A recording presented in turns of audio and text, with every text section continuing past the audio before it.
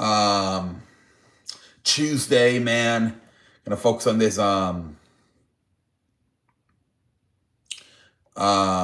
Houston Clippers game. The other game didn't really work out. Man, I was the Lakers and San Antonio game, but Lakers didn't play anybody. No Luca, no LeBron. Nobody played. I think it was like 30-point game last time I stopped watching. I'm like, I'm not gonna waste my time with this. We have enough news today to really do something.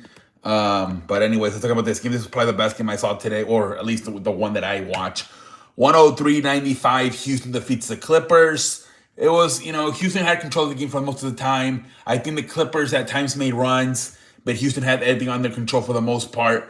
They were able to win this game. At times, it looked like the Clippers were gonna come back, but I thought surprisingly that Houston played better tonight than they did on Saturday, where both Jalen Williams and Shake did not play today, where the Clippers play most of their starters.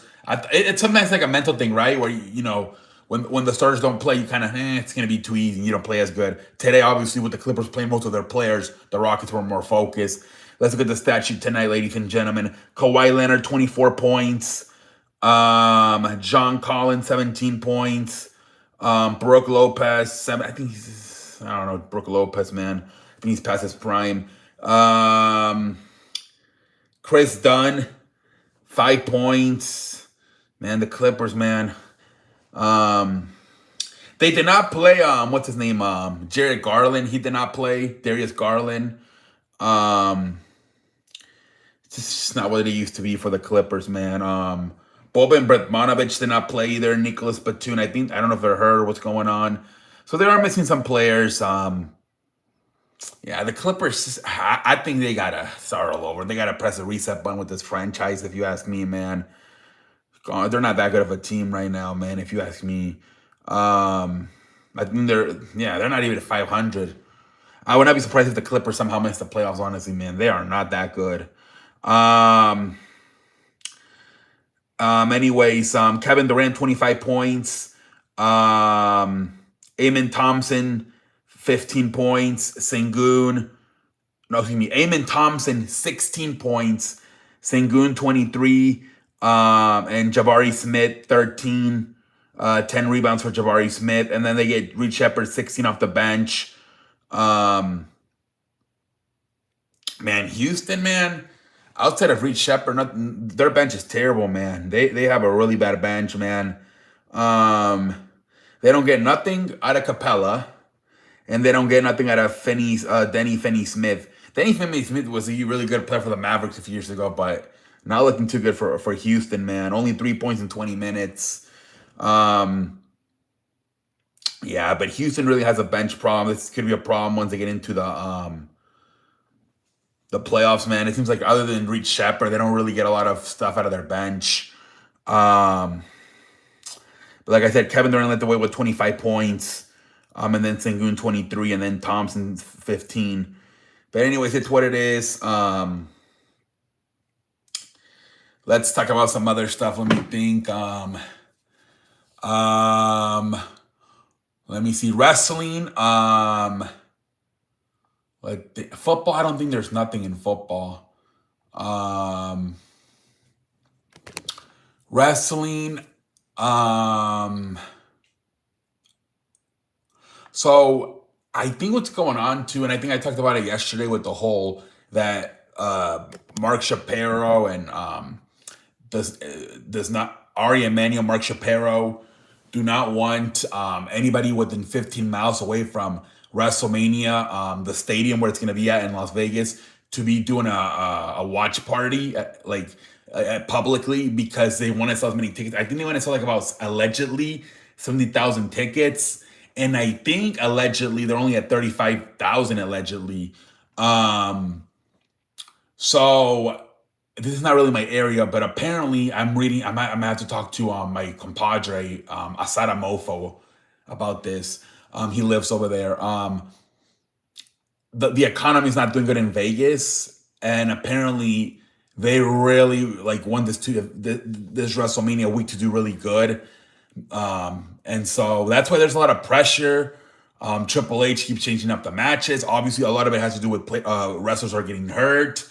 Now, so, but apparently they are trying to sell 60 to 70,000 tickets for WrestleMania. I think they're only at 35,000 right now. So still have time, maybe about, I think, what, 9, 10 weeks to go until WrestleMania. So we'll see what happens. Obviously, the tickets are super expensive. I think they're like $10,000, $15,000.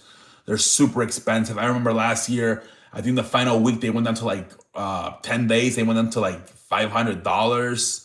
I don't know, but WWE really has a lot of pressure to sell tickets, man. They're trying to sell this thing out at least 60 to 70,000 tickets, man.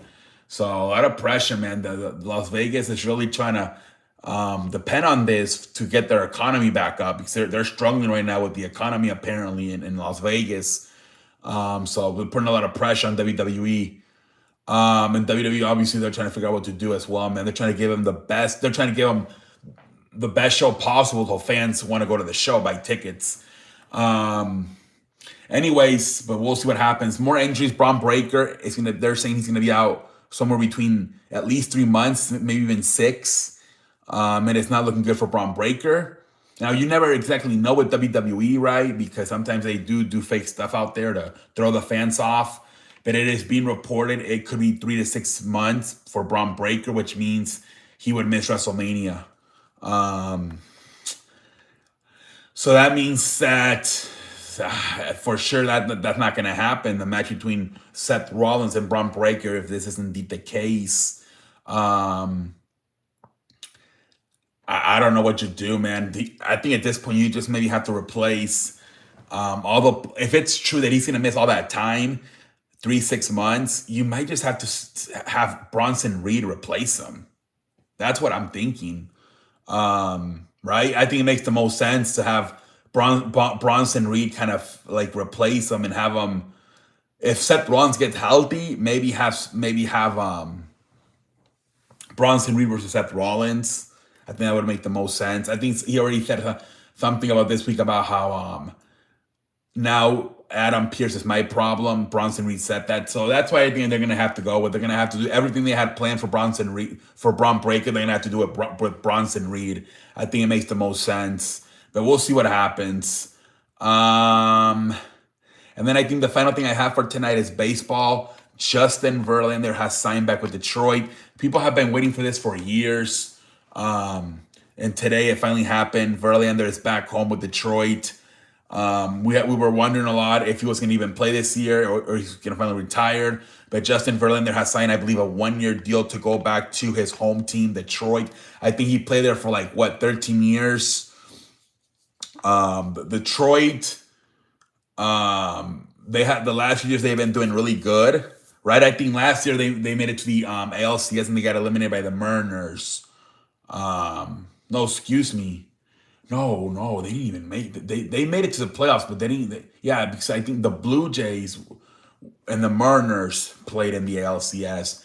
So they made it to the playoffs. I believe it might have been the divisional round, the ALDS, and they lost to the Mariners. So they had it. The last years have been good. I think they advanced the last few years. They've gotten out of the wild card, but they lost in the ALDS. So now they got to get out of the ALDS and find a way to get into the ALCS.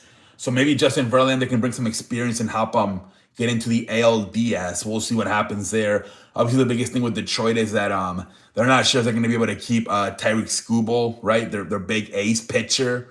Um, he might go somewhere else, or some of the Dodgers might be really interested in him. So we'll see what happens there. I think they also signed Framber Valdez. So they're for sure signing pitchers.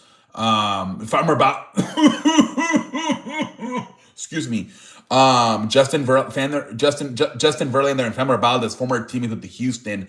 I believe they were both part of the 2017 and the 2023 World Series with the Houston Astros. So obviously former teammates there between those two, Justin Verlander and Framber Valdez. But I think that's all with news, ladies and gentlemen. Jason Tatum, he's working out. He's trying to come back. Obviously the Celtics are a top 3 team in the East. I think Detroit though, oof. They might. I don't know. We'll see. But I think Jason's gonna try to come back and see if they can make a run at a championship this season. My guess is maybe March, and give himself about a month and a half to get himself in shape and rhythm. And I think it would be around the 10-month mark of the when he got hurt last year, so it's not too bad. And then once the playoffs start, he maybe have at least been playing for about 3 to 5 weeks, and be ready, be in shape and be in rhythm, and see if the Celtics can make a run at this puppy. All right, that's all with the news, ladies and gentlemen. I hope you enjoyed tonight's show. I hope you were entertained, and I hope you haven't seen nothing, man. This is where the magic happens. This is what we do. Wait, hold on.